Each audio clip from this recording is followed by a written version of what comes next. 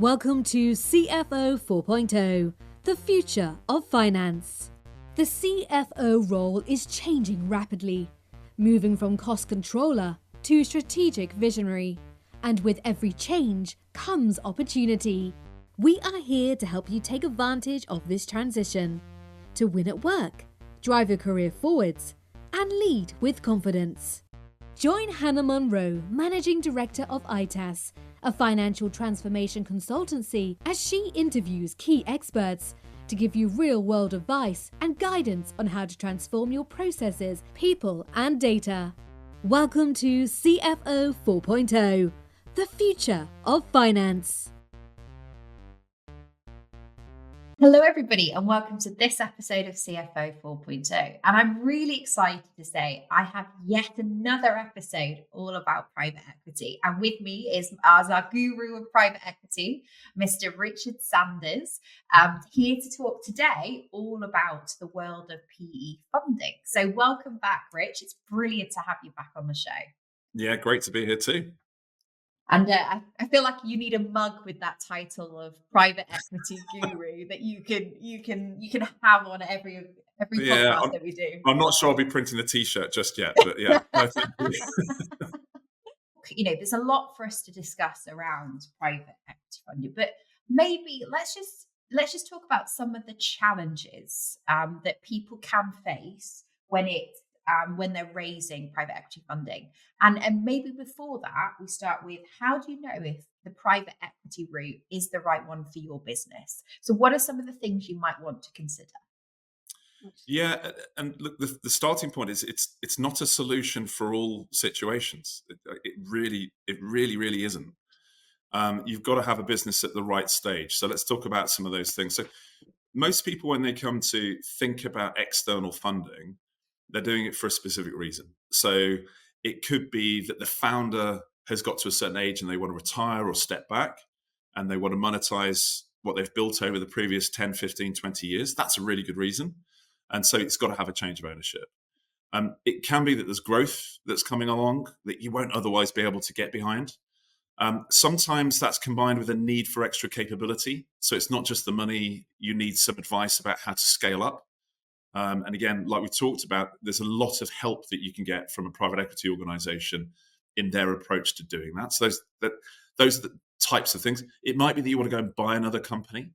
That could be a reason for the funding, or all sorts of things. It can be that you want to take out some debts and so on. There's 100 different reasons why you think about your investment and your capital structure.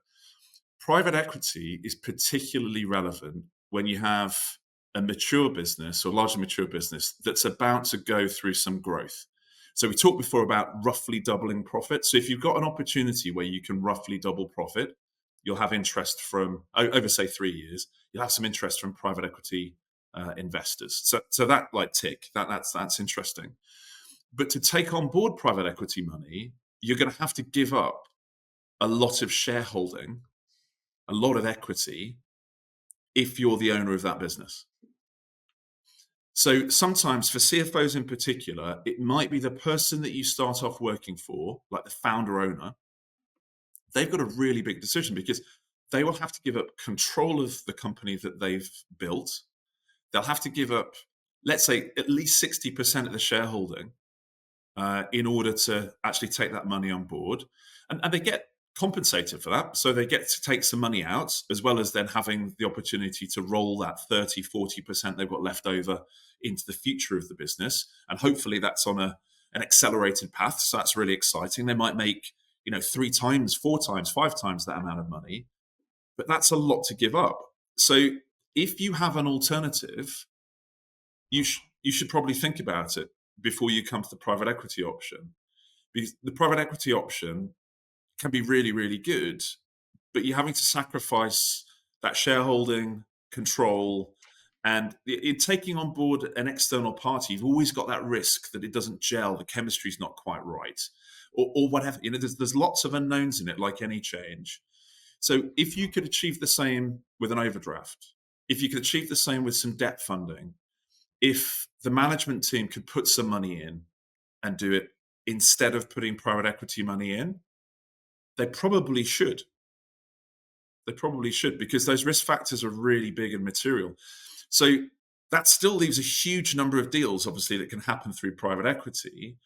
But occasionally I come across founder-owned businesses in particular where they're not quite ready. And actually the trade-off, it's not quite right. Like they still think, and they're right, there's a lot they could do by themselves.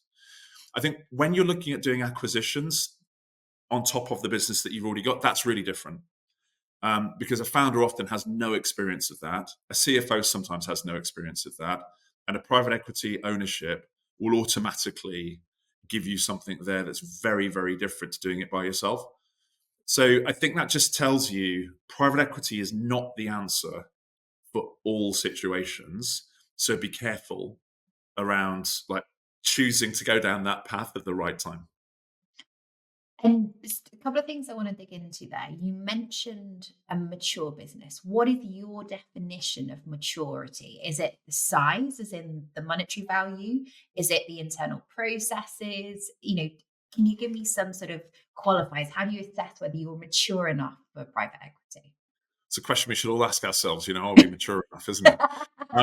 It's Look, true. there's a separate area like we talked about before, which is venture capital, where actually what I'm about to say doesn't really apply. Like they will back businesses where there's 2 people, 3 people, often quite small, or they might not be small in revenue because they're a software, a technology business. That's different. That's that kind of pre-profit type investment. If I talk about small mid-cap private equity, mature is certainly that you've got 3 years worth of track record that shows that you're profitable to a certain extent. I mean, it used to be, and sometimes still is, that when you value a business as a mid-cap private equity investor, you'd look at the last 3 years worth of profit of EBITDA and you'd average them. And then you come up with a valuation based on that. So that tells you've got to have at least 3 years worth of track record. But more often, actually, it would be like 10 years worth of track record. Because what is being bought by the private equity company is all of that history, the work through processes, the systems, the people, the reputation, the things that are very difficult to replicate. And if you are on a shorter timeline than that, or even if it's, say, 4 years, the question back from the private equity house would be, what stops somebody else recreating this business over the next 2-3 years in that exactly that same way? So why am I paying a premium for the established business as opposed to just, essentially setting one up again? So that's what I mean by mature. Now, private equity will work in all sorts of different sectors. And the second area where you might apply maturity is around a mature sector. So we invest in facilities management, business services, retail, leisure attractions, and all sorts. Those are all mature sectors, but they'll have new niches. They'll have new areas of technology that are coming up in all of those. I think that's the other thing. Again, it's probably more around how you select your private equity partner, as to the maturity in the individual sectors. And that might be an inhibitor as to the audience you would get from private equity. If you're in one of those new innovative spaces, it might make it more interesting to the some, but it might turn off like more potential investors. So 2 types of maturity there. And you've also said there's lots of reasons to look for external funding. What are some of the reasons that private equity don't like to be invested and to be, the need for capital? Where are some of the things that they sort of steer clear of? Yeah, well, I think for everyone who listens to this and is thinking for themselves around their business, the business they're working in, and whether it's right for them, is you just simply got to step into the shoes of an investor and think about it as if it was your own money. And then it's common sense. So if I'm an investor, I don't want to fund someone just taking all of that money I put in and taking it off the table. Right? So if I put money in and all that's happening is the management team are becoming wealthier, the business hasn't improved, the individuals that have received all of that money are arguably less motivated. I mean, maybe not, but if you're going to be one side or the other, you're not necessarily going to be more motivated. You're probably going to be less motivated, and that's a risk. So people come along, and like founders in particular will come along and say, I think it's the right time for me now to monetize this asset to get a reward for all that hard work. That's great and fair, but you've actually got to have a motivated team there ready to pick up the baton and run for that next leg with the new private equity ownership. So taking money off the table is often a very difficult thing if you're still expected to be the one driving the business. So that is a particular difficulty, if you like, it to get over. But it's often a common reason why people do want to go to private equity. They want to make the money that they rightly deserve.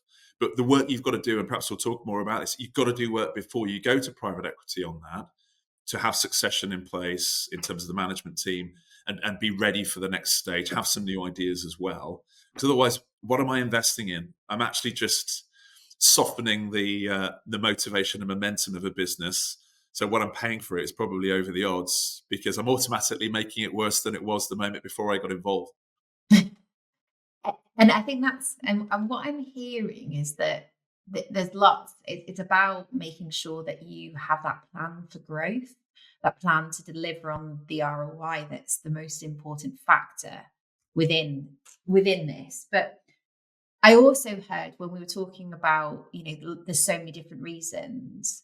It sounds like there's almost finding the right PE house is critical to the success. So it's not about necessarily there's a right or a wrong. It's probably just a smaller selection of PE houses that would suit where you are in your stage of growth. So how do you find or figure out which are the right private equity houses to approach? How do you find the right balance in terms of industry, in terms of maturity, in terms of size and support? What are some of the things you need to think about? Yeah, well, it's very much like matchmaking, which is what you're talking about, isn't it? It's like by wanting the money for a certain reason, it doesn't mean you won't get it. It just means the audience for it might be less. It's like being pickier on a dating site or something like that, right? It's the same as matchmaking.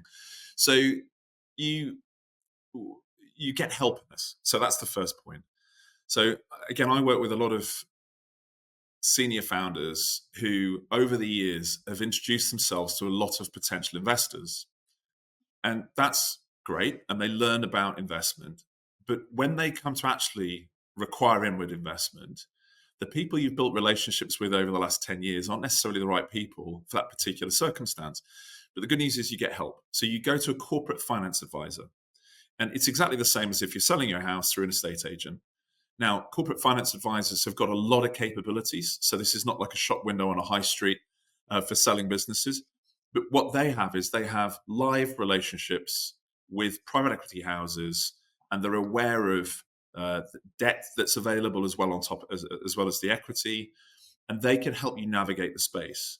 So look, probably the main message here on this is you do not do that by yourself, because you're doing that, again, as a team. Even as a CFO, if you're going to do this 3 times in your career, 4 times in your career, it's probably just that. Corporate finance houses are doing this day in, day out. They're aware of everybody's appetites. They're aware of which private equity funds are investing, what they're looking for, and all of that good stuff. So what I'd say to founders who are thinking they might have an exit coming up, 12 months, 24 months before that happens, go and have a look at the corporate finance space and see who is active in your sector and at your size of profit, and go and introduce yourself to those people rather than going to try and find an end investor. I think that's a much better use of time. And they will then help navigate the space for you. And there might be an obvious investor you should definitely go and meet, like the next day. Or it might be actually you can wait and see actually how the business plan develops, and then do that mindful of here's what the opportunity is when we're specifically selling.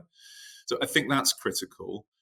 The other side of the corporate finance advisor, there'll be sector specialists in private equity. There'll be size specialists. And like we've talked about, the stage specialists as well. Is it growth?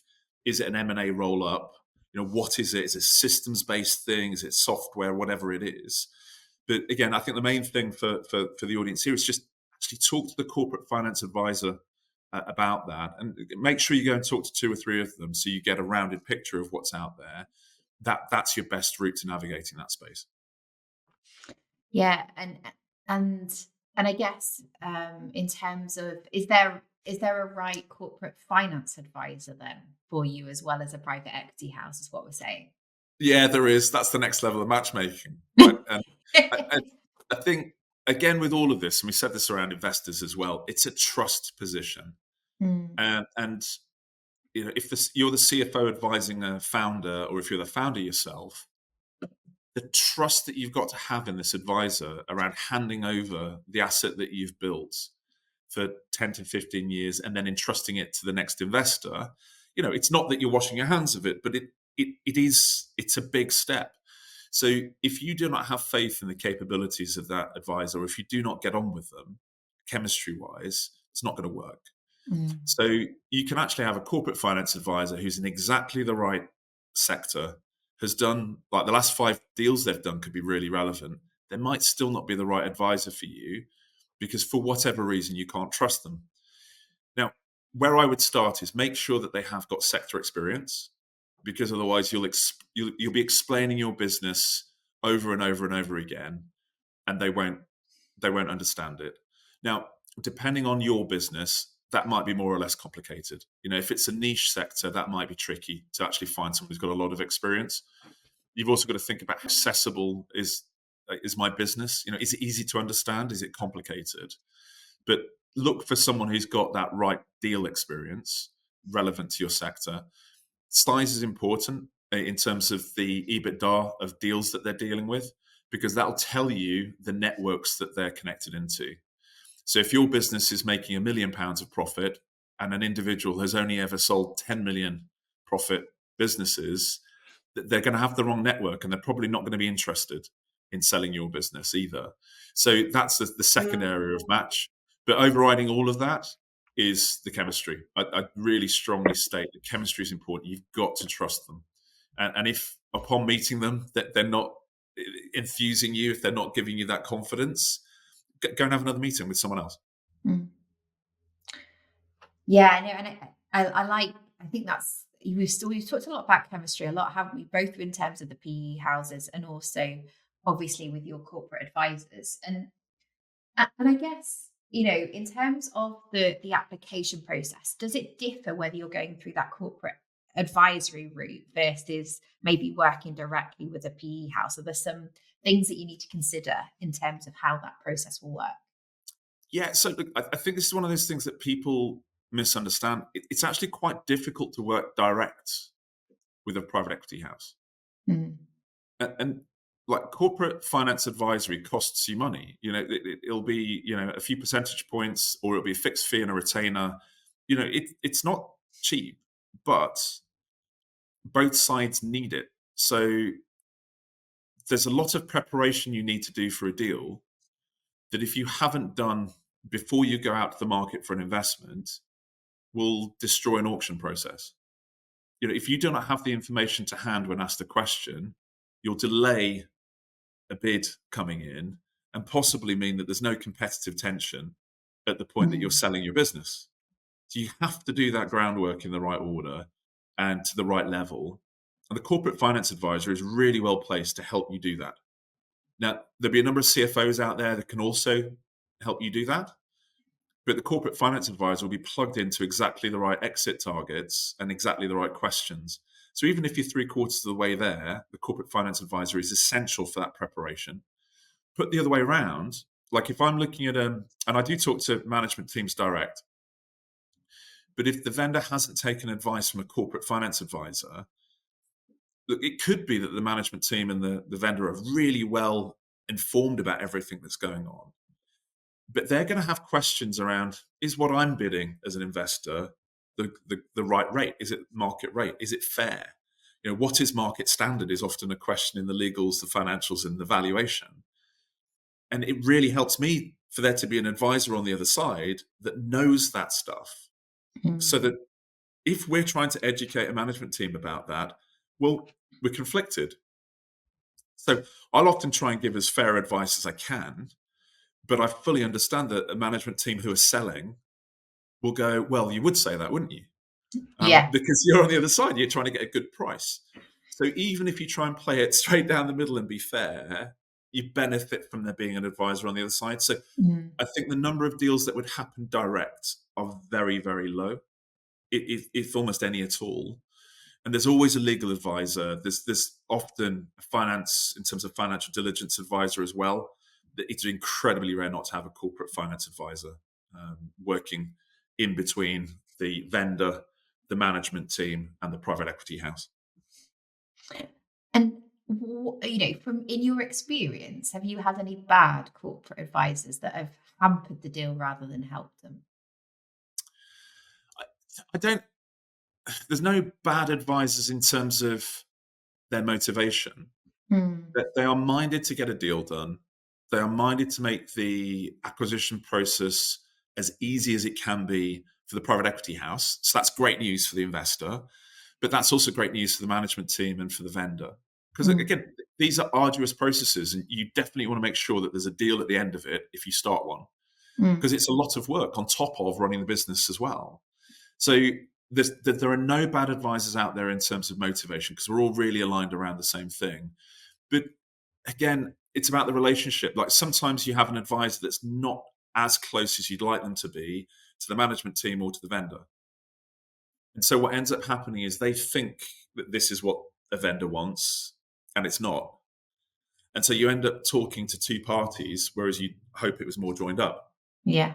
So that can be an example of a gap. But again, that's back to, if I'm on the other side and I'm part of the management team, getting the chemistry right is important, because it works really well for everybody if you as the selling group are aligned. And of course, as a CFO, you'll be a bit schizophrenic, because you might be supporting the sale, but have an interest in the next stage as well. You'll be a buyer and a seller. Yeah. So that cohesion is really important. Sometimes that comes adrift.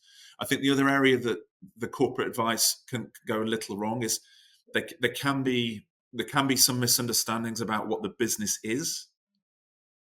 That sounds perhaps a bit odd, but they may not understand what differentiates the company from its competitors. They'll understand the sector, or they should if you pick them well, and they'll understand the financials. But they might not understand things like that proposition, the differentiators, some of the barriers to entry into the sector. And so that can, again, slow things down. If you're an acquirer that's asking those kinds of questions, you'll need an answer to them before you're comfortable to bid.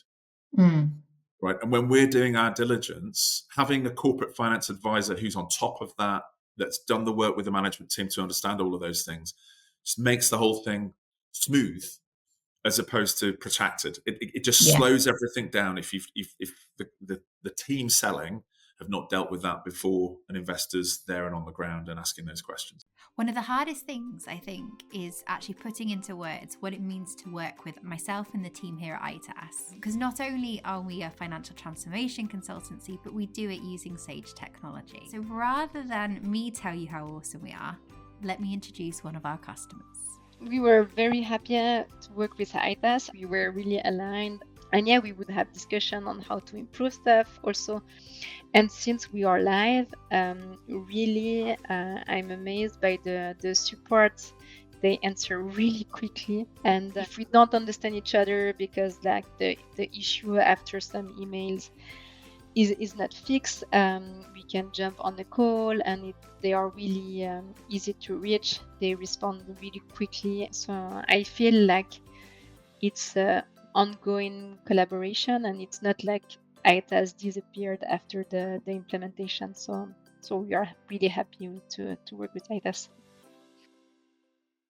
And in terms of the process, what does a typical process actually look like when you're going for private equity investment? What's involved? So I'll perhaps do the whole thing. Right, here we go, the whole thing. So I'd start this with your selection of, like, the decision to actually sell ideally happens a year or two before you are in the process of selling. It doesn't always have to be that long, but it really helps.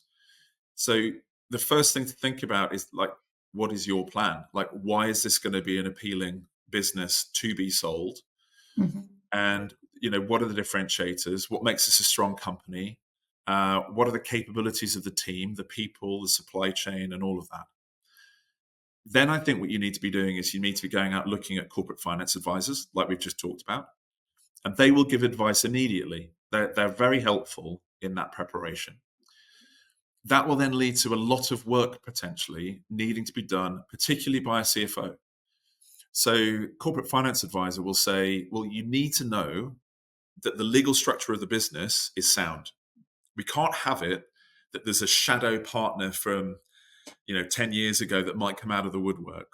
We can't have it that you are not up to date on Companies House on the shareholding. We can't have it that the contracts for employees, suppliers, and with clients are flawed. So legal structure has to be there. The data has to be there to explain what the business has been doing. Mm-hmm. So definitely financials, P&L, balance sheet, cash flow. And there might be added reporting that you bring in there and then. So 24 to 18 months out, you might need to bring those board reports in order that you're easily understood by an acquiring company, by an acquiring investor. So this is all quite early, right? This is earlier than you'd think. So if you sat here sort of thinking 2025, I might sell later in 2025. Yeah, you might. But actually, if you go out to a corporate finance advisor, don't be surprised if they say you are not ready, because there's quite a lot to do. Now, the good news is, I'd say the vast majority of that preparation makes you a better business. So it will identify some risks you've maybe not seen.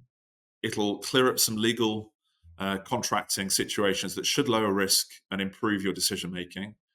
And your reporting, that should lead to better decision making. So it's all a good investment in the company, but prepares you for private equity as well. Mm-hmm. So it's got function. It's not just style, it's not shop windowing. It's actually got substance.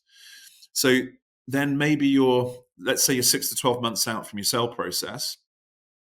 The corporate finance advisor will have told you, we think that you're particularly attractive to, might be 10 targets, 20 targets, 30 targets, who knows? It might be there's some international players there as well. And that they'll give you that view of the exit targets and the hot buttons for those particular people. So if the balance of your business was more in this direction, this target might find you more interesting. So you might even shape the plan a little bit around those exit targets, but you might start meeting some of them. So it's great if at the point that you're coming to sale, there's been a 6 or 12 month relationship, even if it's just a couple of meetings with some of those exit targets. So that might kick in from, say, 12 months out. Then when you are 6 months out from going to market, you'd need to start writing your investment memorandum.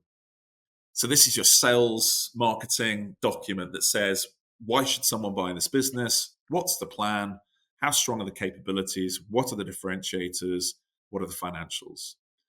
And there'll normally be at least 2 documents in this. So one will be a teaser, which is just a couple of pages, high-level profile of all of those messages I just mentioned.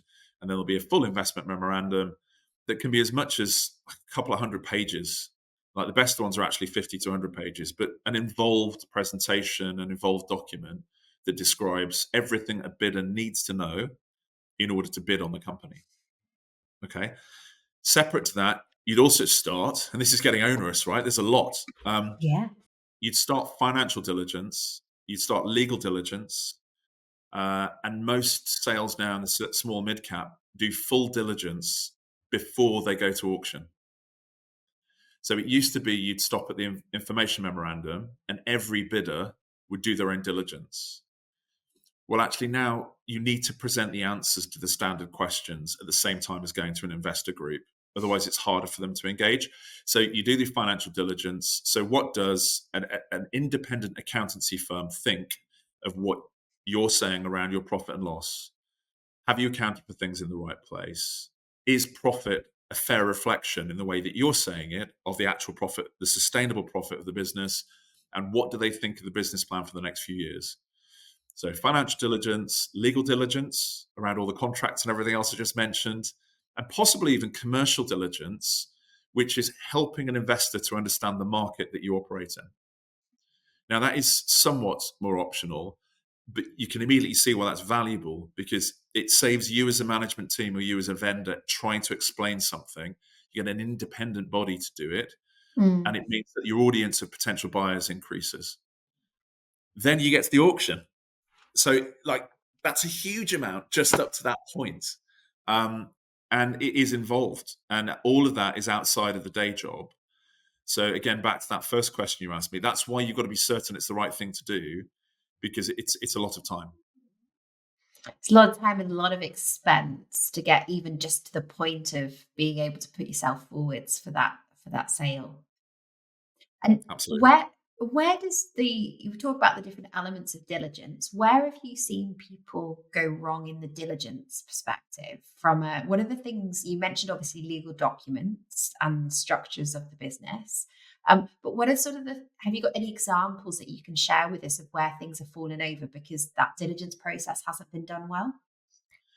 Yeah. So most advisors will make sure that you've done financial diligence and some legal diligence, but the scope of that diligence can vary significantly.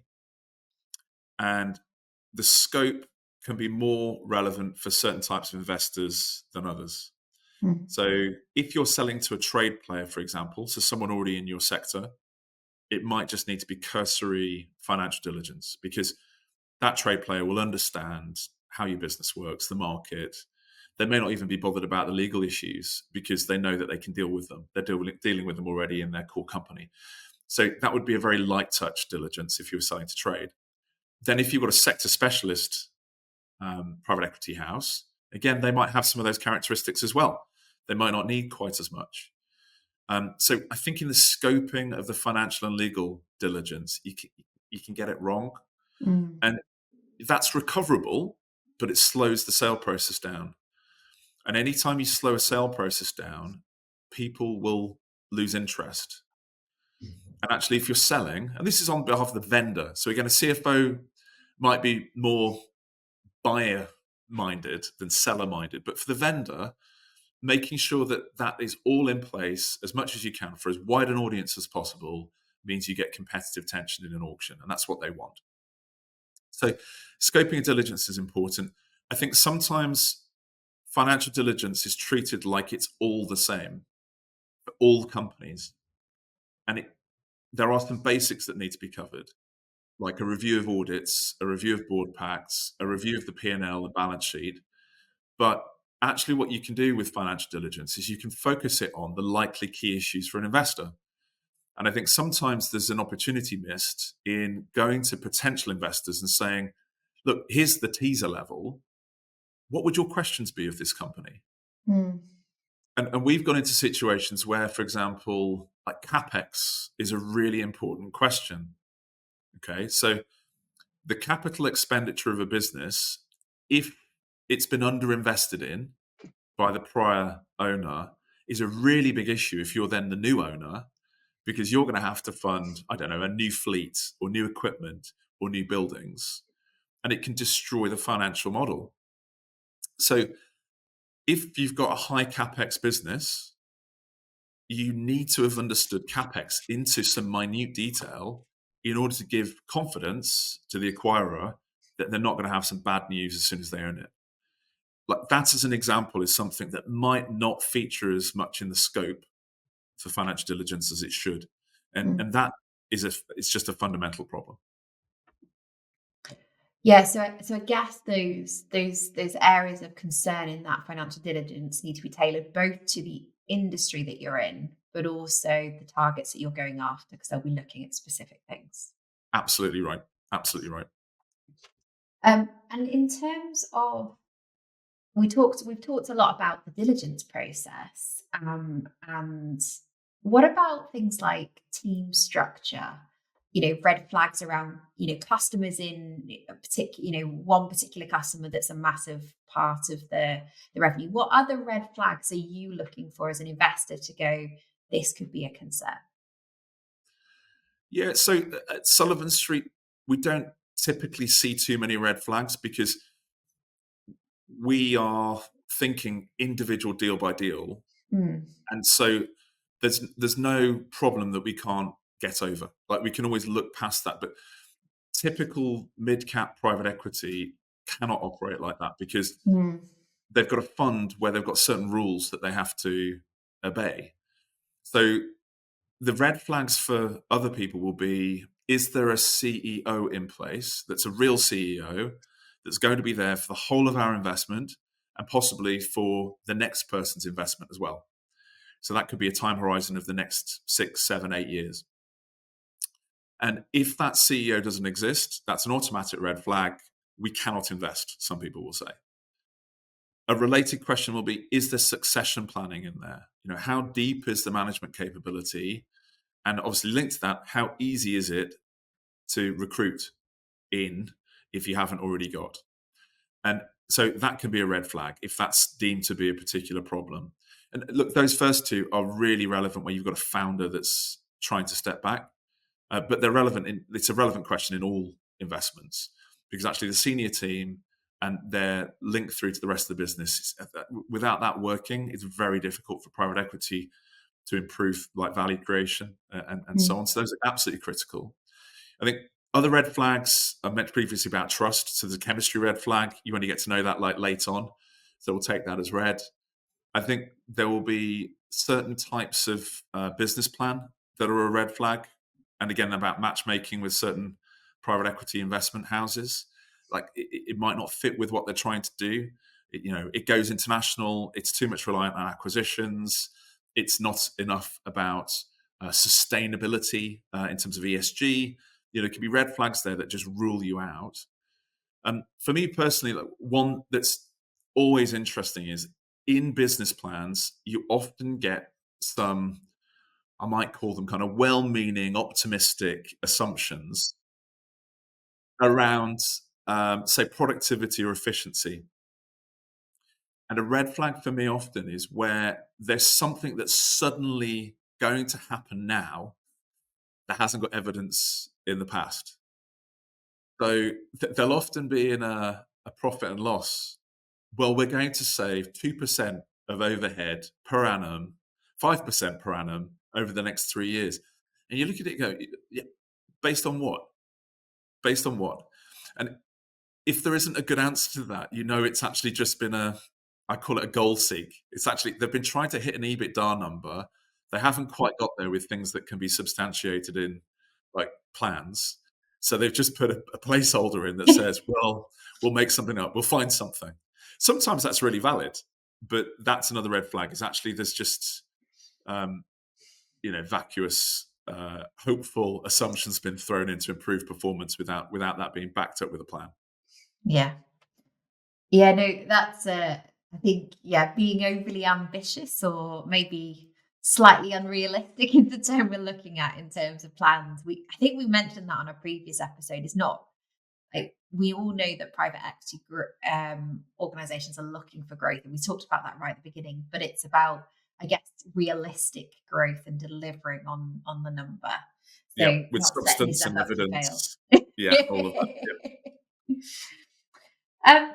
So we've talked a lot about when you should start preparing and how far in advance. Once you've got to that auction process, what does that typically look like? What happens there? Yeah, so it can vary significantly in terms of the number of people that you need to start off with. And so I'd think about the auction process as a funnel. And there may be 2 or 3 stages to this in terms of different bids. And I'll just quickly talk it through. So it can be that you start off with going and talking to, as many as 50 different people. Ideally, there have been early conversations prior to an auction starting where the corporate finance advisor has assessed broad interest. Is this a worthy conversation? Have they got money to spend? Are they attracted? Unless you get ticks there, don't continue to talk to them. But you can still have quite a few parties at the beginning of this process that you send a teaser out to. So the teaser says, here's what we're about. We're going to double profit in 3 years. Here's how we're going to do it. And then, come back with your early thoughts on that. That will then, I guess, typically rule out quite a few people. And you'll be down to a much smaller number quite quickly, where you're then into, well, come and see the site, come and read the full information memorandum, come and meet management at least, before you put in a first round bid. Now, the process here isn't particularly restricted. Like, there's lots of different ways you can run a process. And this is, again, where the corporate finance advisor, this is where they earn their money. is by putting the right structure together, because sometimes you want an early indication of value before that bit I've just talked about, before the information memorandum goes out. Like, you could have really sensitive information in there, and unless you know that someone's in the right bidding, like valuation category, you don't want to share any of it with them. It could be that you want to get down to 2 or 3 parties for other reasons. Like, you don't want the broader management team to be distracted and have to sit with 10 different parties. You might just want to do that with 3. So there is a lot of designing this. Like, it's not one size fits all. But broadly, that first stage, get interested parties who've shown they're interested, are willing to commit some time to invest in reading, invest in meeting, invest in understanding the company, and then put a letter together that's sent to the corporate finance advisor on a given date. So you have until this point, everyone who's bidding has the same level of information. And then the vendor can look at that with the corporate finance advisor and go, is this at the right level of valuation? Right? So what are the chances we actually take any of these bids? And which are the ones that impress us? And there are several factors here, but 2 of the key ones are like the actual valuation. So who's bid the most, obviously. But the second big factor that we always talk a lot about is deliverability. So at that point, it's similar to, again, when you're buying a house, it's great having a headline price that like is a dream number. But if there's no chance that it can happen, or if it's at the end, like in a housing chain, it's the end of like a lot of conditions, it's just not as valuable as a deliverable one where it's cash tomorrow and off we go. So I think there's qualifying of those bids beyond the numbers. I often talk to founders who don't fully understand that until they're actually faced with these bids. The number has to be made meaningful by the capability of the investor to deliver it, which is also like, how much do you back their understanding of your company at that point? Like, how much do they really know? If they don't know very much at that point of the bid, their number is obviously not as meaningful as if they understand everything, because you can't have any negative surprises if they understand everything. Like, they're bidding on a basis that will go all the way through to them handing over the money. So that happens to an extent. I wish it happened even more, but that happens to an extent. So that's phase 1. Phase 2 then is probably more visits to sites, a lot of questions from the bidding, the investor. And this stage can take a couple of months. So you might be down to 3, 4, 5 bidders at this stage. It's quite arduous. So you tend not to have too many more than 5. Lots of questions, financial questions, legal questions, commercial questions coming in, and more meetings with management. There'll be a conversation with management around like how the private equity investor works. So management will get to understand who they would want to work with in the future. They may get to understand the management scheme. So what are the financial rewards going to be for working with the different parties over that next phase? And that would mean then at stage 2, so second round bid, those factors should have come in. There should be more understanding of risks. Valuations can go up at this point because I've understood more and it's even better than I thought, or they can go down because you hadn't said that there was this risk, and that means actually there's more work to do, so the valuation goes down. So that's stage 2. And then stage 3 is maybe it's one party in exclusivity because they're the best option, and it's a run at ideally not changing the valuation because they should understand enough at that point, but it's a run at documenting a deal and ultimately completing it. Now, I set that out as a 3-stage. These things can be 5 stages, 6 stages. New things can happen in the market. Like, so these things get disrupted by Russia-Ukraine war, like availability of debt and that kind of thing. So it can change, but I think thinking about it as a 3-stage process is a good starting point.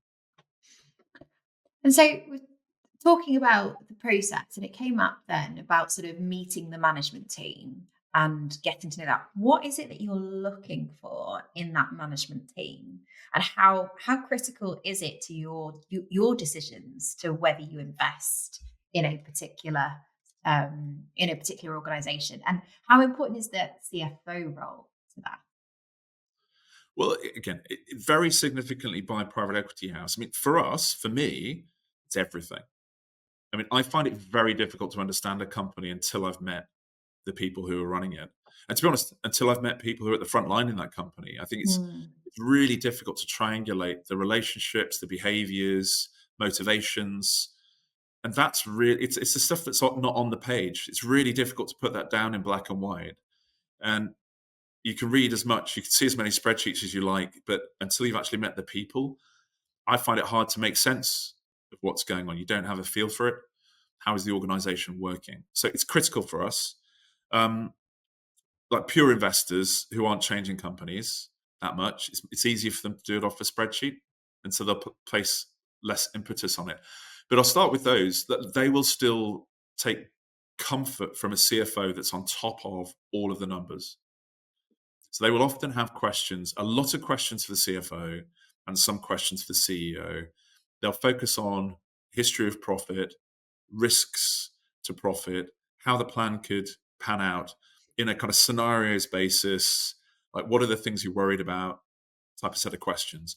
They might not engage in the second stage of like, what are your competitors doing? What are your differentiators? What are the capabilities of the company? What are the motivations of your team? They might not go to that. So that might be a CEO and CFO only type of management presentation. I think in the middle for most mid-cap private equity, those meetings will be broadly important because they'll be looking at actually, well, chemistry. Can I get on with these people? Do I trust these people? Do they have the capabilities to deliver the business plan? And often what you'll find with a management team, and this is not to do with private equity, this is just to do with business cycles, is you'll have some people who are perfectly equipped for the new stage you're going into. So that new stage might be mergers and acquisitions as opposed to organic growth. It might be a new service line, a new country, or whatever it might be. If it's exactly the same as has been happening before, then fine. They probably are the right team. But there nearly always is a change, even if it's just in the speed at which you're going after the growth. So they'll be looking to say, actually, is this the right team for this new stage? They might have been perfectly competent before, but are they the right team for the new stage? And it's really hard to assess that. But that management meeting is the one window you've got before you bid to do that. So that is, you've got to be aware as a management team, that's what the private equity house is looking at. Can you deliver the plan? I think for me, really closely linked to that is, are you motivated to deliver the plan? And that's because personally, I'll take someone who's highly motivated and maybe slightly less capable over someone who's very highly capable and less motivated. I'll always take that trade-off personally, because I think that's much more important, because together we can fix it. Together we can find other solutions to the capability gap. Other people have different views on that. But those management meetings are essential, like really, really important.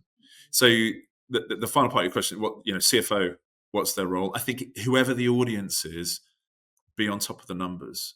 Like you might be working with a business plan, a 3-year business plan that you're not talking about day in, day out amongst the executive team, right? This might be sets of numbers that have only been created for this investment discussion. That means that you might have done it 6 months ago.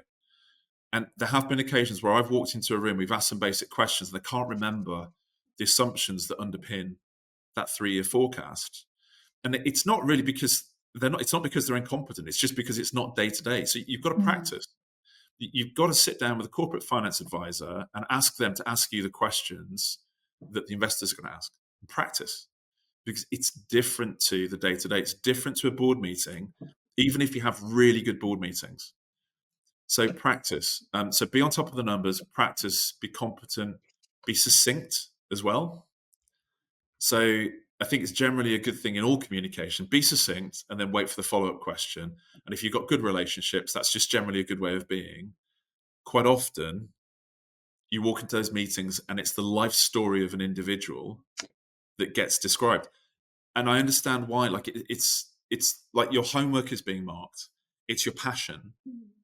But sometimes if you've only got an hour window before you bid, sometimes it's interesting to go into all of that detail, but it's possibly not the right time.